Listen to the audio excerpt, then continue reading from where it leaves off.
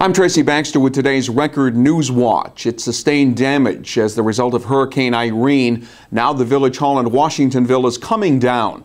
Demolition began yesterday on the West Main Street building and was being overseen today by Mayor Kevin Hudson. Since Irene, Village Hall business has been conducted in a former health club building on West Main Street. It's a building that the mayor would like the village to purchase and renovate for $1.5 million. Reporter John Sullivan will have more on what led up to the demolition, the financial implications, and reaction here at Record Online and in tomorrow's Times-Herald Record. In Sullivan County, emergency responders took part in a different kind of wilderness rescue late this morning. 2 hunters had gotten stuck in a swampy area and needed to be extricated. They ran into trouble while walking through a channel between Lake Superior and Chestnut Ridge Pond off Puckey Huddle Road in the town of Bethel. 50-year-old Jeff Ports of Roscoe and 29-year-old Stephen Milasakis of Woodburn had gotten stuck up to their chests in the swamp. Help arrived after one of them called 911 on a cell phone. Took rescuers about an hour and a half to reach them and get them out.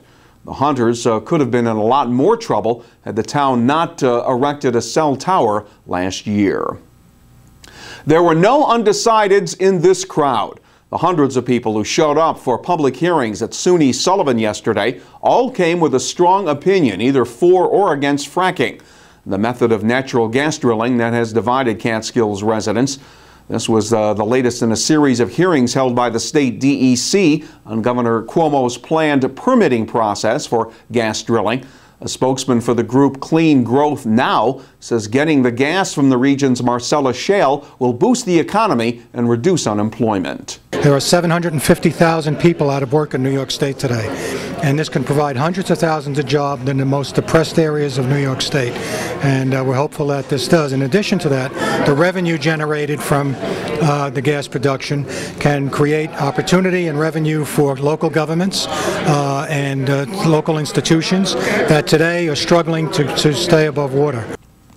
Those opposed to fracking were making their voices heard as well. They say studies show that that method of drilling can't be done safely and will pollute drinking water and damage the environment. It's been shown, it's documented through modeling. It's not a question of if the contaminants will come out, it's a question of when and where. And that's unacceptable for New Yorkers. It's unacceptable for our health. It's unacceptable for our environment.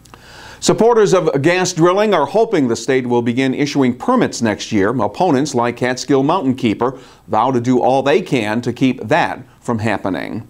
In Kingston, several Ulster County residents spoke out at a public hearing against the plan that would transfer the operation of the county-owned Golden Hill Nursing Home to a local development corporation, which would then sell the facility to a private owner. Ulster County Executive Michael Hine says without the sale, the county faces an $8 million budget shortfall in the 2012 budget that would mean a tax levy increase or deep cuts in county services. Opponents say the shift to privatization would jeopardize residents and the current staff. Indications are there are enough votes in the legislature to approve the plan. The budget vote comes next Monday.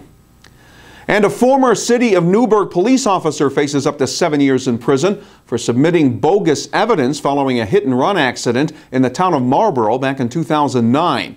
35-year-old Thomas Douglas of Milton will be sentenced January 18th. Following an 8-day trial, an Ulster County court jury convicted him of insurance fraud and falsifying business records. Douglas had claimed he'd hit a deer after he left the scene of a crash that injured 4 people. Our milder November weather is coming to an end, but the forecast is still a good one. Tomorrow will be sunny with temperatures topping out in the mid-50s. Friday will be mostly sunny with the highs again around 55 degrees. Keep clicking back here at Record Online to stay on top of breaking news wherever it happens, and start your day tomorrow with a copy of the Times-Herald Record. For Record News Watch, I'm Tracy Baxter.